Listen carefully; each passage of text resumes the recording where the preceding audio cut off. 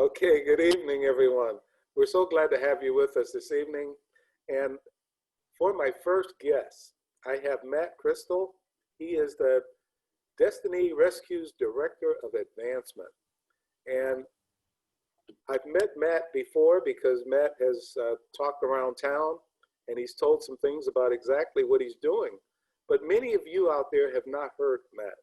So this evening, you get a chance to hear what's going on with Destiny Rescue and what it's all about. So Matt, good evening and welcome to the show.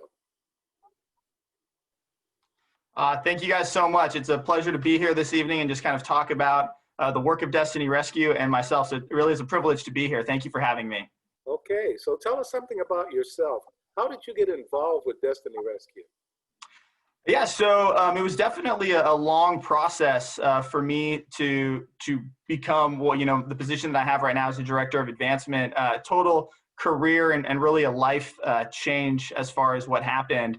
I used to work at Disney Corporate and I worked in their community relations for a little while and was really exposed to the corporate side of partnering with nonprofits and whatnot. And during that time, I actually owed my dad some money, and he asked me to pay it back by donating it to a nonprofit that was fighting against human trafficking. And that was just, for me, was kind of just that first eye-opening experience, and just kind of made me look into what was going on. I was like, if my dad doesn't want me to pay him back, but wants me to, make this donation, I should know more about it. So that just started more of my awareness and more of my just the idea of helping support in that fight financially. From there, I actually worked with junior high and high school students for a while, and that I think helped grow me as far as my love and my care for kind of that age demographic. And yeah, it's kind of what they're being impacted with. So that was huge for me, and just kind of that heart development. And at the same time, my wife was learning about the issue, and she had a really good friend that helped start a rescue home in Indonesia after college. So her heart was just kind of going through that. And in all of this, we discovered Destiny Rescue. My wife actually found them online, and we started talking about well, how could we be involved? What could we do? And the original thought was well, let's just go be rescue agents overseas and just, scrap this and go fight with them for what they're doing overseas. And we wanted to have kids, and we kind of realized, maybe that's not the first step. Maybe we should do some baby steps, in that. And it transitioned to, yeah. Matt, you mentioned overseas. Where overseas were you? So they actually started in Cambodia and Thailand. Okay. So our international headquarters are over there, and then we also have offices in Australia, New Zealand, and the United States. Okay. So yeah, so I can definitely explain a little bit on the start about our founder in a moment. But from that was where I would have originally been going if that was kind of the direction we had taken. But instead, I started volunteering for them. I started, learning about them, what they were doing, speaking on behalf of them at some events. And ultimately that kind of grew into a job opening. And they offered, me to kind of take over the West Coast as the Director of Advancement and just really kind of grow what's going on here. So it was a little journey that ended up where I am today. I like that. And I think our audience this evening will also appreciate everything you've done and every place you've been. But what is it that Destiny Rescue actually does?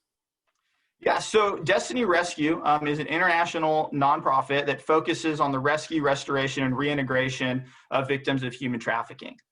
Specifically, we want to rescue these kids. Our focus really is minors that are being sex trafficked. And our goal is to rescue them and then keep them free from that environment. It's a holistic approach. Every kid has a different story. Every family that gets caught up into it, even villages, have different scenarios and how some of this plays out. And our goal is, not just to rescue them, but get them the healing that they need, get them the job skills that they need, the training that they need to really be able to pursue their dream afterwards, and allow them not just their life to be impacted, but their family and their community to be impacted, so that they can move forward in a way that they potentially never thought possible or even dreamed of, but really to allow them to experience a new life that's significantly better than what they were facing before, obviously.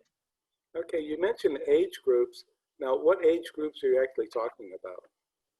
So our focus for Destiny Rescue are minors that are being sex trafficked. So obviously a minor is anyone under the age of 17 or under the age of 18, so 17 and down. So that is always kind of the group that we're looking at and looking for in some of these scenarios and the brothels and where we're going. Obviously, if we're going in for a rescue and doing some of this kind of stuff, if they're over 18, we end up rescuing a lot of those people as well. But the initial focus, and really that goes back to our founder, Tony Kierwin, and some of the things that he was exposed to, were the idea of rescuing and helping minors.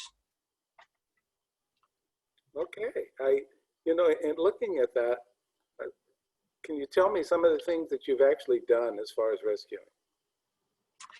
Yeah, so I can definitely I'll give you some of the numbers that we've rescued, and kind of, Tony's vision when he first started Destiny Rescue back in 2001. So we've been around 19 years now for a while. He was first really exposed to what was going on. He's actually Australian, so he was first really exposed to what was going on in Cambodia and Thailand, and seeing just the poverty and the need that these kids had.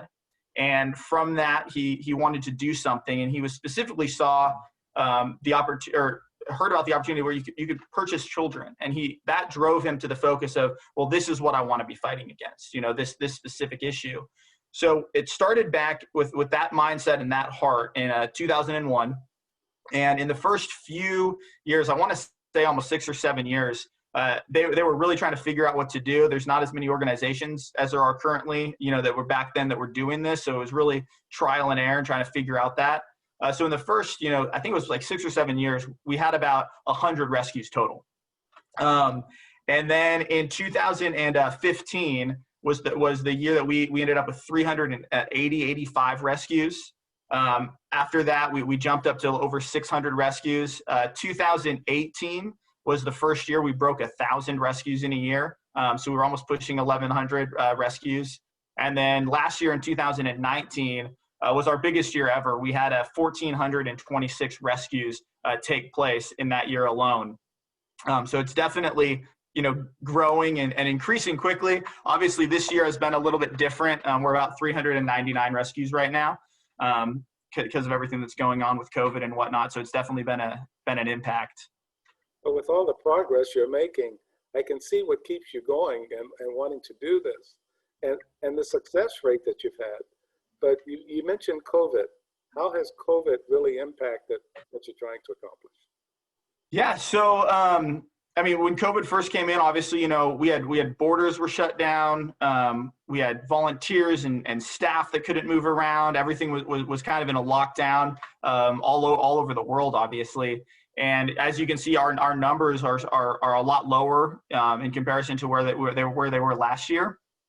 So we've had some of those changes in a positive sense. So a lot of these countries ended up shutting down the beer gardens and the brothels and the massage parlors and all the places that a lot of this stuff was happening. They were keeping it on lockdown, so not as much was happening. But at the same time, we started running into other issues where kids and family needed food and they didn't have a source of income, and they were stuck. So we actually have done a lot of help in partnering in providing food and whatnot during this year. At the beginning of COVID, we had a huge push for that. And in the last couple of weeks, we actually were able to provide food for, I believe it was 150 different families that were in need. We were able to provide it was a month worth of dry goods and about 1 to 2 weeks of perishable items, just to kind of help them, get through. Because when a family has food, that's definitely a big impact in their life and what they're worrying about and thinking about as far as moving forward. Okay. I know there's so many things, you mentioned some of the places the rescues take place, and some of them have closed down because of COVID. But the ones that are still open, how do the rescues take place, and what do you really do when you talk about rescue? Yeah, so let me share some of these kind of the big picture numbers as far as, obviously COVID will be a little bit different from this, but we have some numbers and statistics that we've looked at really in the leading up to those rescues. and just like the size of the issue. These are all from the International Labor Organization, so they're very accurate. And the ILO, just to kind of give three big numbers, and I'm always hesitant in just sharing, the numbers, because the numbers are people, the numbers are family, the numbers are kids, the numbers are loved ones. So really have that in mind as we go through these. Globally, the human trafficking issue raises and brings in about $150 billion a year in profit. So that's huge. That's a massive number. I think if you look back a few years ago, Coca-Cola brought in like 35 billion. You look back at Disney, brought in like 12.6, I believe. And I saw a statistics for Sports Market Watch that said the four major sports, baseball, football, basketball, and hockey, combined bring in about $31 billion. So that human trafficking issue is almost 5 times the size of that $150 billion a year. Okay. And of that, 99 billion is directly related to the commercial sex trade. So that's really where we've been trying to fight against that. And even during, during COVID and a lot of these things are shut down, traffickers are still trying to move, the girls and what is their product, for a lack of a better word for that. And they get creative, with taxis and with rentals properties and all that kind of stuff to try to keep making, this stuff happen and continue that number of growth, as far as the profit side of that. And for the number of, what's happening on a global scale, you have right now 40 million plus, it's estimated, people that are trapped in modern day slavery. That's, more slaves than have ever been in history are currently trapped in some form of slavery. And of that, you have estimate about 1 million children are trapped in the commercial sex trade. So those numbers are still very large. As far as the impact specifically this year for COVID, it's hard to see exactly where that is. As we go through these numbers, I know we're going to do a lot more in the next session. So okay. Come back and join us in the next session. And welcome back. We're here for session 2, and we have Matt Crystal. He is the director of Destiny Rescues. He's the director of advancement, and he gave us an overview of exactly what that covered. But Matt, I still have some questions on, you talked about how you go in and do some of these raids. This is before COVID. So can you tell us some of that? Yeah, absolutely. So our standard way that we go through rescue is we have covert, we have raid, we have a border rescue that we started up a couple of years ago, as well as prevention. So our covert rescues really we have teams of undercover agents that go into some of these places. They pose as customers. They try to build up a relationship with some of these girls in order to offer them ultimately their freedom. And a lot of that happens because we've heard rumors about certain things, places or establishments having some of these girls. We're given a tip or something that leads us to go there, and we pass on the information through the groups that are going through there, through the rescue agents. And it's something that can always be happening, which is great. The other side is our raids, and our raids we've worked with the police, the U.S. FBI, with the National Bureau of Investigation in the Philippines. So there's a wide range. We actually have MOUs, or memorandums of understanding, in a lot of countries where we are able to work hand in hand with the police. And that means we gather undercover intel and footage, and we do the research that is required to bring justice, to arrest these people, to shut down the establishments. So obviously, while that's happening, it's a significantly slower process than the covert that we can be doing regularly. So they kind of work well hand in hand. And then our border rescues, we actually just started a few years ago, and that's in the country of Nepal. It's estimated that there's about 60,000 people that are trafficked out of Nepal. So we were able to partner with the Nepalese police and actually have a team that's been trained to question people as they come across the border and really look at like the potential of trafficking and be able to stop what's going on in the borders. So those are kind of the three main ones. And obviously there's some prevention rescue where we found out we rescued a 13 and a 14-year-old sibling found out that they had a 10-year-old sibling that was potentially at risk as well. So we were able to kind of help that whole family out. So we're definitely, trying to do as much impact as possible in those rescue situations. Okay, now you have mentioned the young girls. What about the young boys? Yeah, so to clarify that, the reason I say young girls is historically it is very lopsided to that side. I mean, especially when it comes into the sex trafficking industry. When you get into labor trafficking, I think it's like a 70-30 split. But when you're talking about sex trafficking, you're almost 98% girls that are being trafficked. So as far as terms, we just say girl just because of how much it is skewed that way. But we have rescued boys as well. Okay. You talked about the preventative rescues. You've talked about the border crossing. All those things are so important. When you talk about care and prevention, maybe some of the places, safe places that they go afterwards, can you tell us about some of that? Yeah, so in every country, it's kind of set up a little bit differently. We also partner with a number of other nonprofits as well to help provide aftercare and whatnot. So it ranges from, we have our own rescue homes where they'll get care.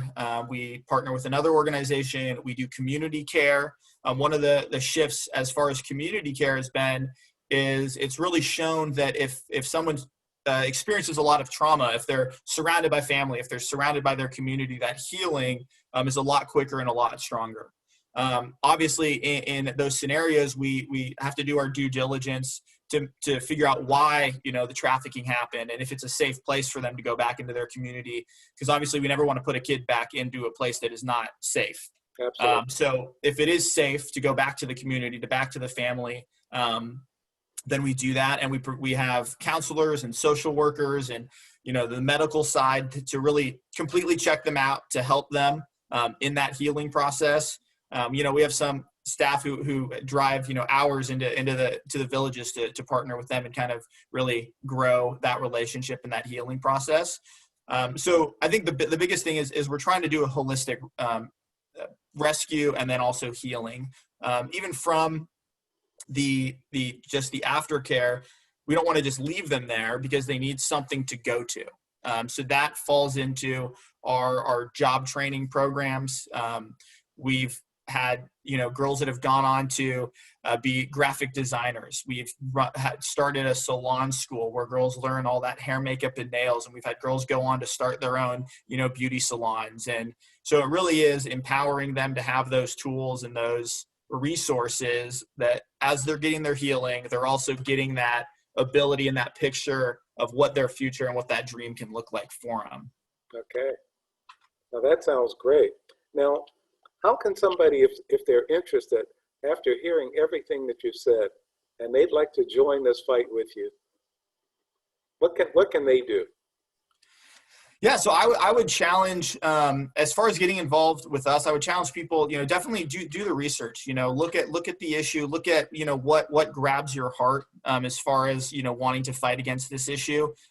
We have opportunities for people to go over on team trips and experience the work, experience the red light districts, and all of that so they can really see and connect with the countries. We've launched an advocate program, or if people want to be a little bit more hands-on, kind of figure out, what it looks like personally for them in the fight against this and talking about it and bringing awareness. And that program allows them kind of monthly Zoom calls and updates and stories to really help them, connect and figure out, what that looks like and grow.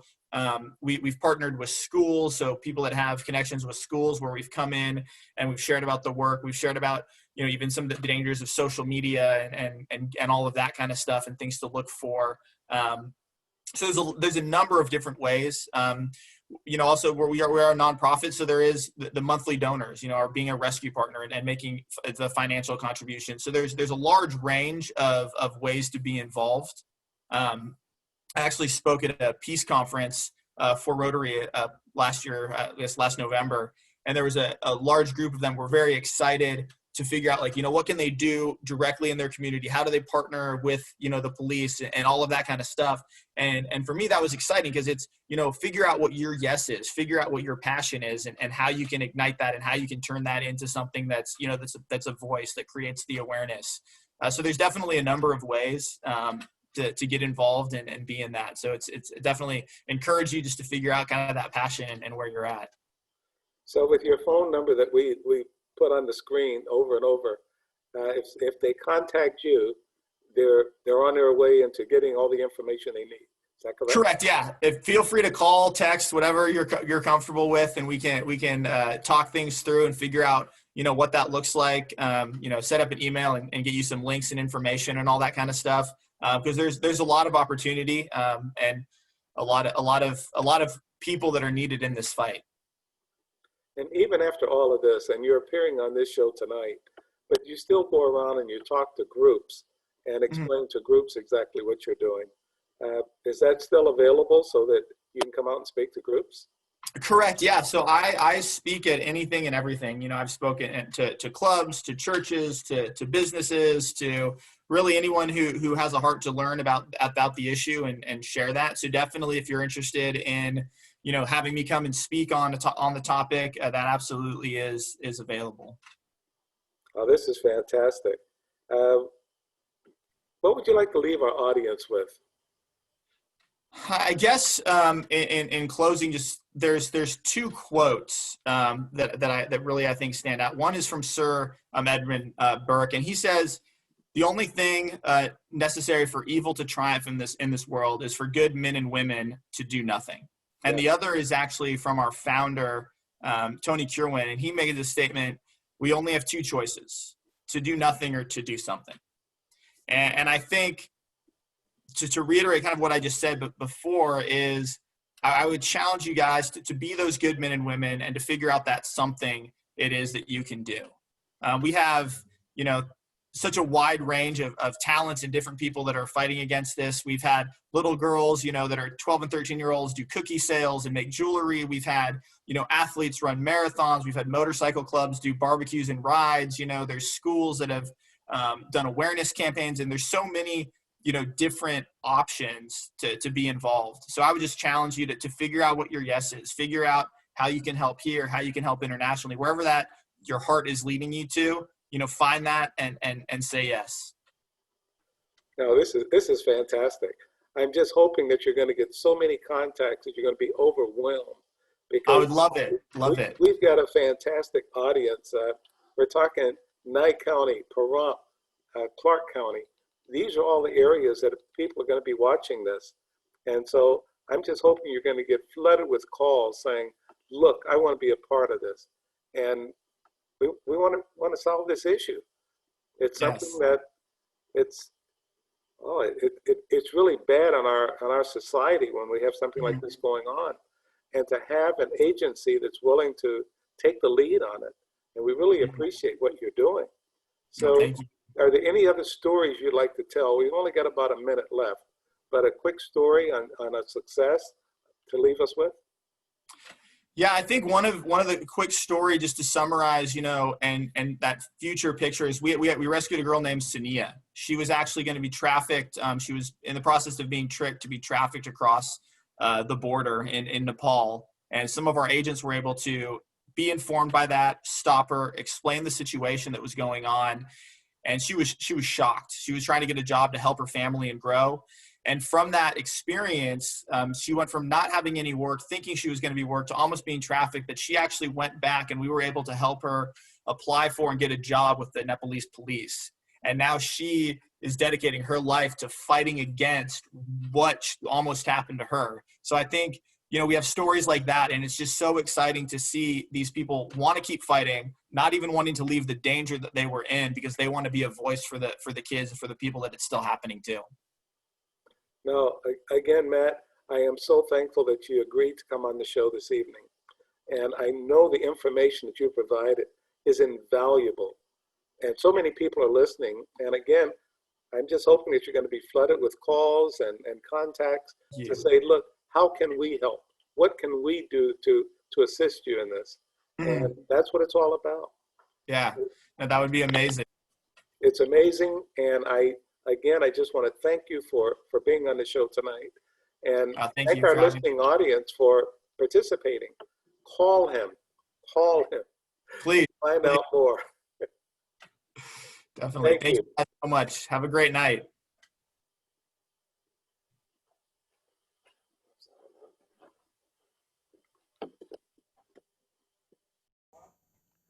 Welcome back, and we're so glad to have you back on our show. And I have a special guest for the last two sessions. We have the commander of the local VFW post. I call it 10054.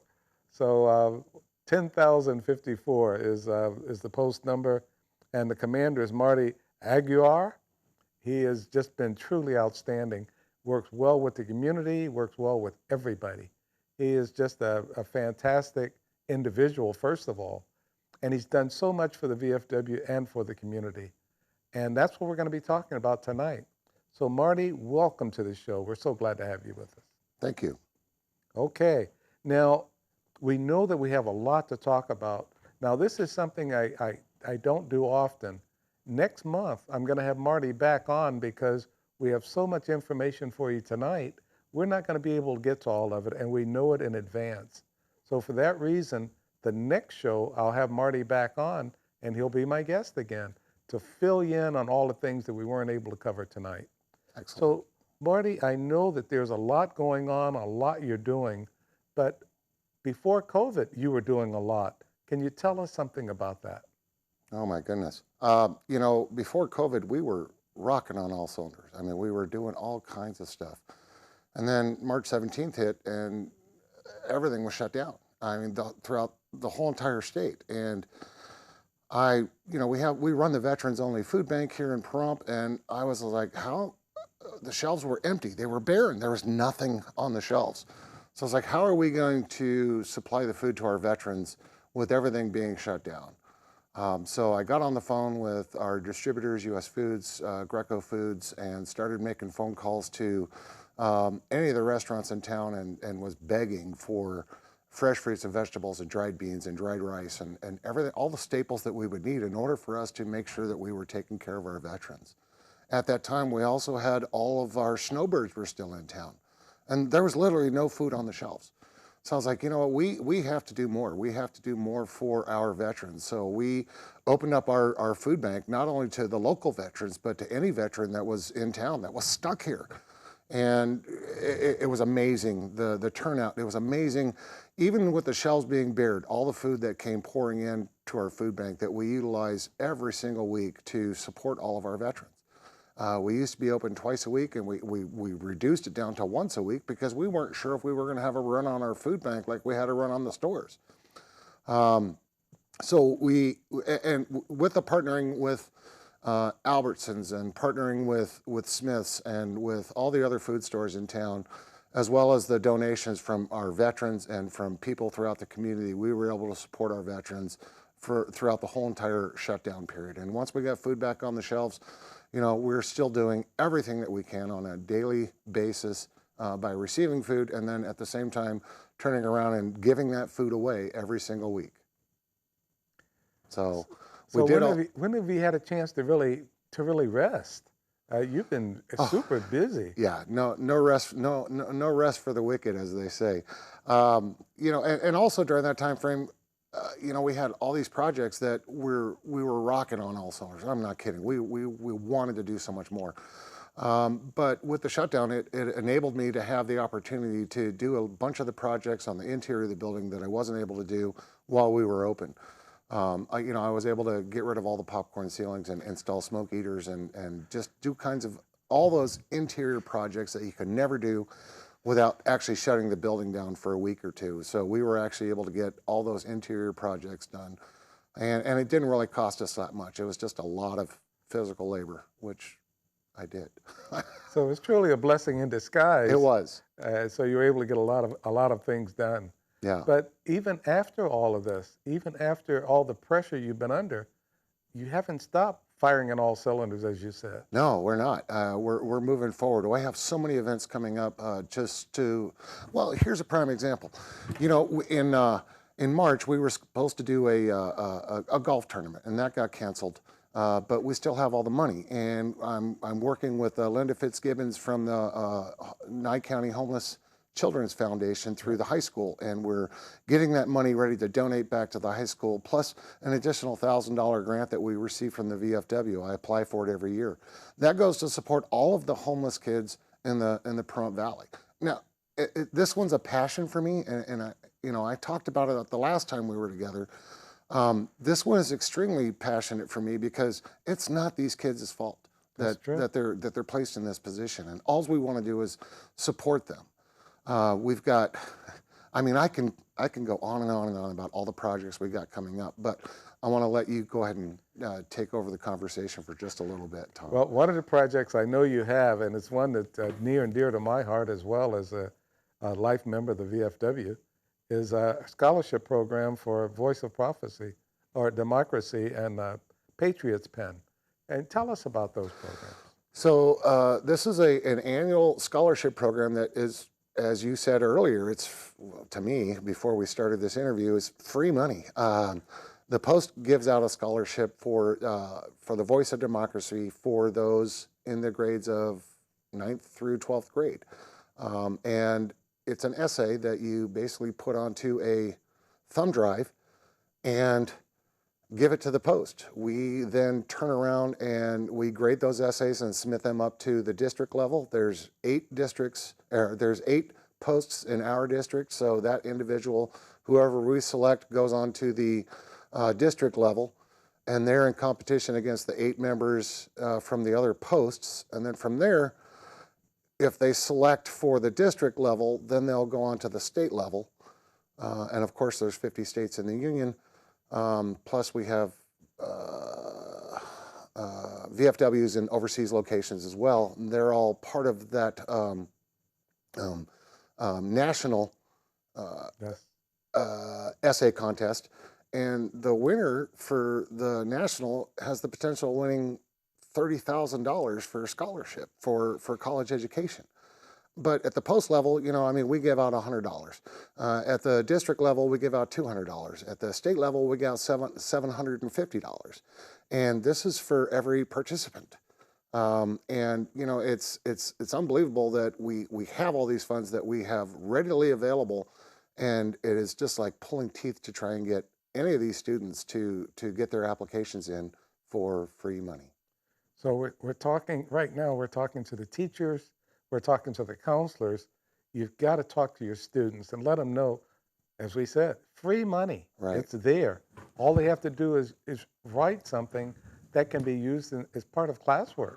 Right. If they want to. You know, I mean, the deadline's coming up. I mean, you know, today's the 13th, and here we are. We've got all the deadlines are due to the Post by the 31st of October. If I receive it on the 1st of November, I can't accept it. I have to turn around and deny that. So the 31st of October is a Saturday. You know, and we want to get these, we just want to get this information out. And that's just for the Voice of Democracy. Now for the Patriots Pen, we have a Patriots Pen essay that's no more than 400 words. And yes, we have to count every word, and all those all count towards the essay. Yep. And this is for middle school kids.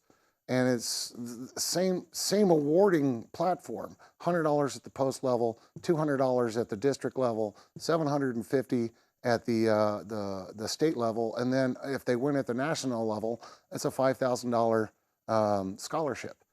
And it's free money. And this is for the grades of 7th and 8th graders. Again, it's a short essay.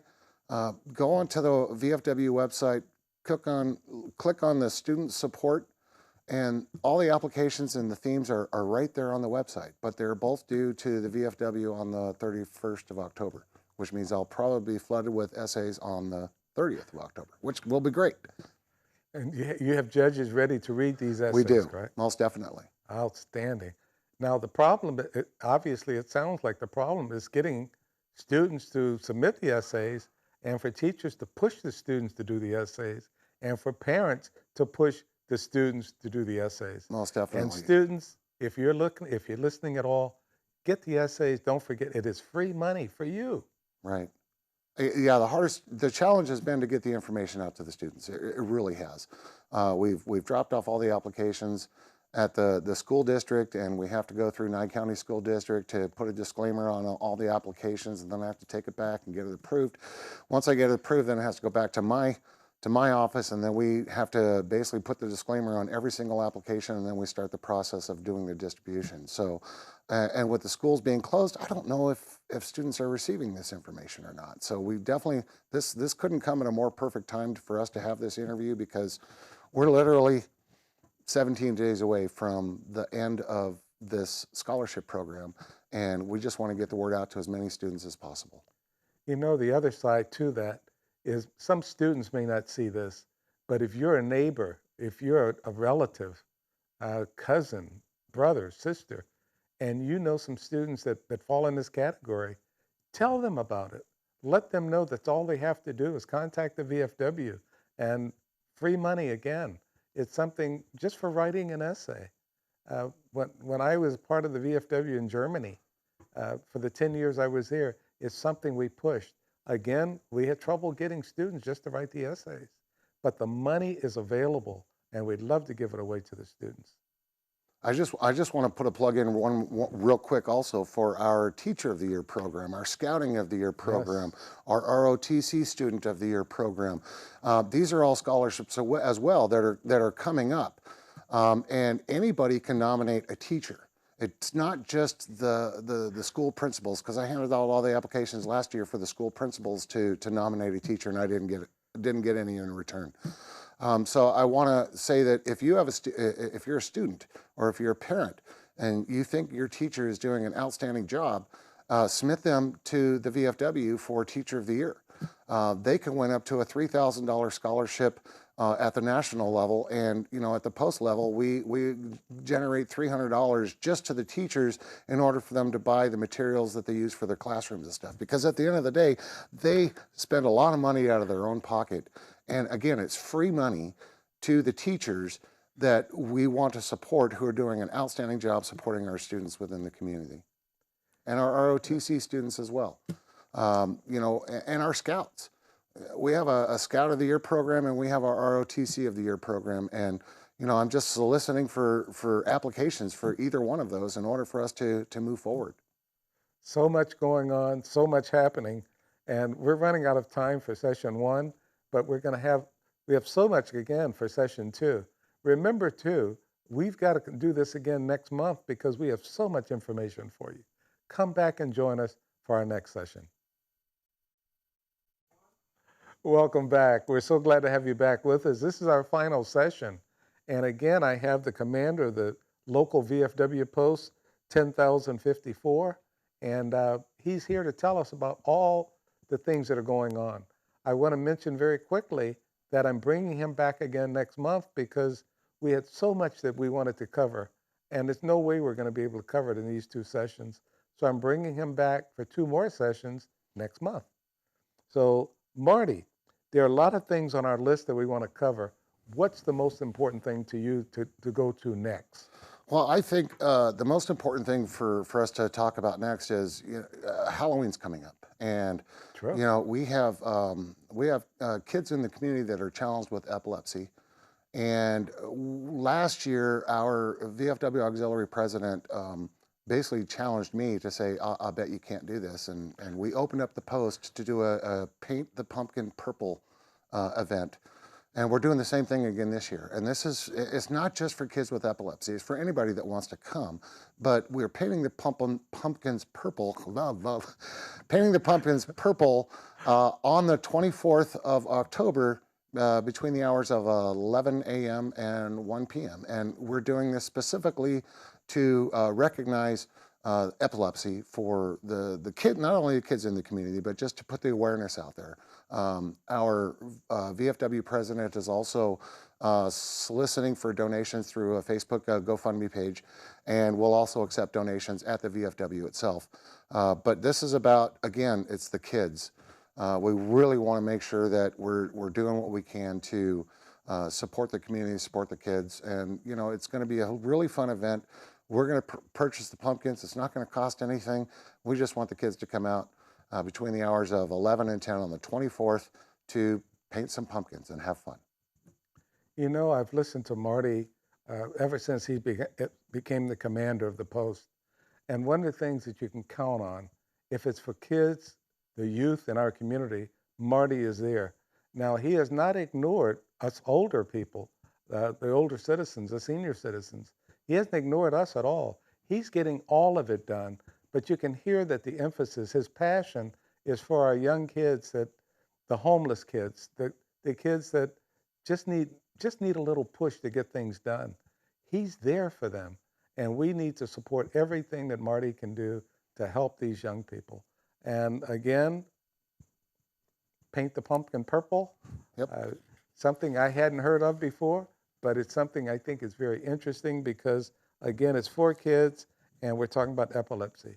So it's going to support them, but it's for anybody who wants to come out. Is that correct, Marty? That is correct. The other event we got coming up is on voting day, election day, November 3rd. We are doing our annual poppy drive. And for those of you who don't know, our poppy drive, the funds that are raised by our distributing the poppies, we're going to give you the poppies. I mean, we pay for them, but we give them out, and we're not soliciting for donations, but if you want to drop money into our bucket, it's great.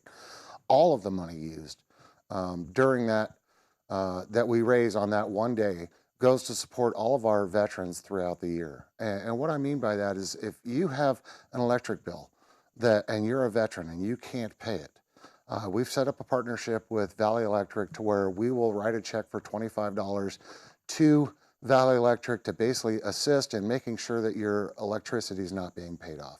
We've partnered with Smith's for gasoline vouchers, and we actually issue the vouchers to Smith's in your name. You can go up there and do gasoline. If you have medical bills that you need to get paid, we will do what we can to assist with certain medical bills. Now, you have to show financial hardship. I'm not just going to pay your medical bill because you're a veteran. You have to actually show financial hardship in order for us to do this. But the money that we raise on our poppy drive all goes towards those events. And it's for our veterans. It's not for the post. We don't use the money in any way for our post. It is designed specifically to support our veterans within the community. We've bought bus tickets. We've helped people get car repaired. We've done all kinds of stuff, and that's what this money is used for. It's not for the post. It's not for the VFW. It is our local grant fund, and the money that we receive off of our Poppy Day is designed specifically to go into that grant fund so we can support our veterans within the community. Support Poppy Day. Please. It's very important. It helps veterans. And we will be set up at Walmart, Albertsons, and at the Bob Rudd Community Center outside on voting day from 8 a.m. until 3:30 p.m. So if you're voting or if you're going shopping that day after you vote, I hope you all vote. Swing by, talk to the veterans that are sitting at the booth. They're all volunteers, and they're there specifically just to make sure that we're making our presence known in the community and let you know what this money actually goes for. Vote and wear a poppy. Yep. Now, I want to add one other thing, and this is a combination. VFW, Marine Corps League, Disabled American Veterans, American Legion. For veterans and their families, there is a trust. And if you're a veteran or a veteran of a family of a veteran and you're having some difficulties, there is a trust fund set up. Contact the VFW. They'll tell you to contact the DAV. It's through the DAV that we have this, but it's for all veterans. Yep. And just like you're helping veterans with the poppies, you'd be helping them. This is what this trust fund is set up for. So if you find a veteran or a family of veterans in need, again, contact the DAV, but you can do that through the VFW, you can do it through the American Legion or Marine Corps League. Whichever organization you contact, they'll tell you to contact the DAV for that particular fund. But as Marty said, we're the poppy. Get a poppy. You don't pay for them. It's just a donation if you want to. But you can just ask for one. and they'll give you one. And but the funds, any funds donated, is going to help veterans, and Correct. that's what we're all about. Yep. Giving back. Both of us, people have helped us along the way in our careers, and we want to give back. That's why we do what we do, and that's why we're here today. And I'm so glad Marty is here, because the VFW is doing so much for our community. I just got to do, I have two more things to talk about, and I'm going to try and get these done quickly, Okay. as quickly as possible. I want to send out a special thank you to Albertsons. Albertsons, 3 months ago, started donating all of their, not expired, but their soft, fresh fruit and vegetables, and a bunch of other stuff that was getting ready to expire to our food bank. And now we actually have fresh fruits and vegetables that we hand out. We pick up the delivery on Tuesday, and we hand out all the fresh fruits and vegetables on Wednesday. They've been doing this for 3 months, and they've done a phenomenal job in supporting this. And I just wanted to put that plug out. If you're going shopping anywhere, you know, I always shop at Albertsons because they support our food bank so well. So I just wanted to put that plug out. The other one I wanted to talk about is our Veterans Day ceremony that's coming up on September 11th. Our annual Veterans Day ceremony will be held at 11 a.m. on the 11th day of the 11th month to basically commemorate the ending of World War I. And this Veterans Day, we will have Shadow Mountain Quilters is going to be handing out lap quilts to our veterans that are in attendance. But there's a caveat, you got to get your name on the list. So in order to get your name on the list, I need you to send me an email. And I've got a really long email, and I made a mistake when I set this up, but it's, if you got a pen and paper ready, I'm gonna give it to you right now. It's VFW 10054 CYDENEWMANJR@gmail.com. Or you can call me at the post at area code 775-727-6072. I need the names before the 24th in order for Shadow Mountain Quilters to have their list of quilts that they're going to distribute it to. We're in the planning of trying to get a toy run scheduled for Toys for Tots. We're partnering with the Marine Corps League and Toys for Tots. We are trying to do a poker run. I'm still working in the preliminary stages of that, so I wanted to make sure and get the plug out there, but I haven't got all the stops set up yet. For those of you who don't know what a poker run is, it's motorcycles or cars that go around from one location to the next.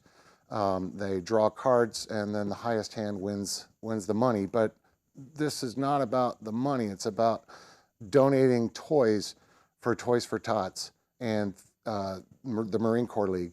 All the toys are going to stay local here in the Valley, and we're going to be doing that we're scheduled to do it on the 21st of November.